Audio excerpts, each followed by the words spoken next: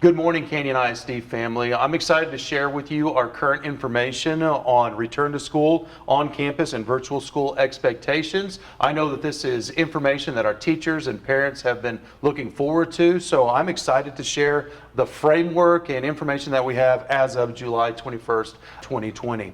And so topics of the video will be on campus and virtual school expectations, attendance in progress, expectations for virtual school learning, the pre-K through 6th grade design, and then finally 7th through 12th grade design. So on campus and virtual school expectations. For on campus, it's like we've always had. We're going to have face-to-face instruction. We're asking our teachers to utilize Google Classroom and Seesaw as their learning management system. Also, instruction is going to be planned that's quickly and easily transferable between on campus and virtual, just in case we do have a closure due to COVID-19.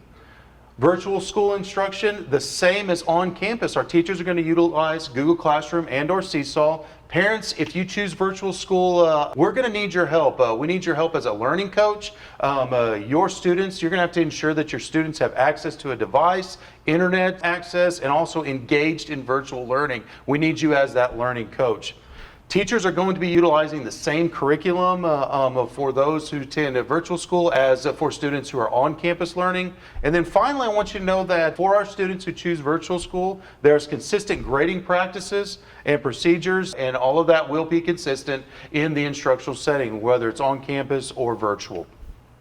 For attendance in progress, on campus is the same as it's always been. For our pre-K students, that's 112 minutes for a half day.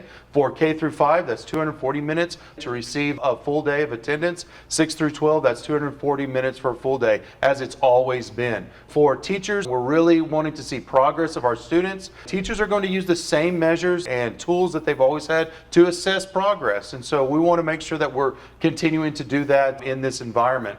For virtual school, the exact same number of minutes are going to be required, whether you're on campus or virtual school, and that's per TEA. For progress, teachers will still determine progress through a variety of assessments, just as they do on campus. Now remember, students in virtual school, you are going to be responsible for the exact same coursework as the students who are on campus. So want to make sure we completely understand attendance and progress. This is expectations for virtual school learning. These are all students, pre-K through 12th grade. We need students to, and parents, we're going to need your help on this as learning coaches.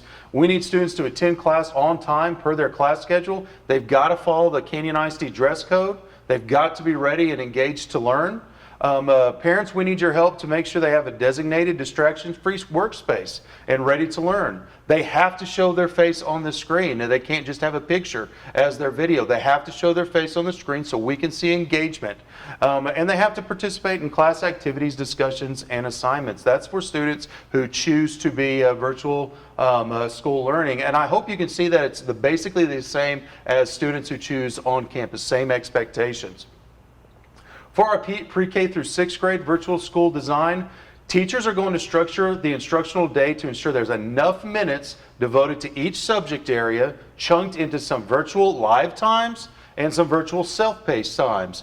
And so teachers and parents, here are some of the activities that you could see for some of the virtual live times. There's read alouds, there could be small group reading instruction, number talks, mini lessons, there could be morning meetings, and finally some guided practice among other activities for the virtual live times. For the virtual self-paced times, here are some of the activities that teachers could use and parents could see. Choice boards, students have a choice of practice to show their learning. They could have independent practice depending on what that looks like. There could be student self-selected reading and writing options for our students. So see, these are some of the activities that could be available during the virtual self-paced times. For 7th through 12th grade virtual school learning, as far as our design, teachers will structure the instructional day to follow the students' same bell schedule. So students, you will follow the exact same bell schedule and course requests that's on your schedule. Within each course and subject, teachers will plan for students just like the pre-K through 6 for virtual live times and virtual self-paced learning, but everything will be done through Google Classroom, the learning management system. Now, here are some activities teachers you could use and parents you could see if your student is during these virtual live times. There could be bell work, there could be small group instruction, virtual tutorials depending on the needs of the student, mini lessons, virtual labs. Finally, there could be guided practice times. For some of these virtual self-paced learning through Google Classroom, there could be choice boards, students getting to choose what practice they have. There could be some independent practice, student self-selected reading and writing, and finally some assigned reading and writing by your teacher. So some of these activities could be used in those virtual self-paced times. Now, for our 7th through 12th grade virtual school learning, I want you to know that there are courses that will only be offered through on-campus learning. So if you're looking at the virtual school option, you need to take a picture of these courses. We chose these courses because they are hands-on courses that you need to be present for to really get the learning that's appropriate for these courses. And so these will also be located in the notes that we have in YouTube for easy access. But you can see that all of these are performance-based, hands-on type of courses that will only be offered through on-campus learning. Finally, UIL activities, clubs, and organizations.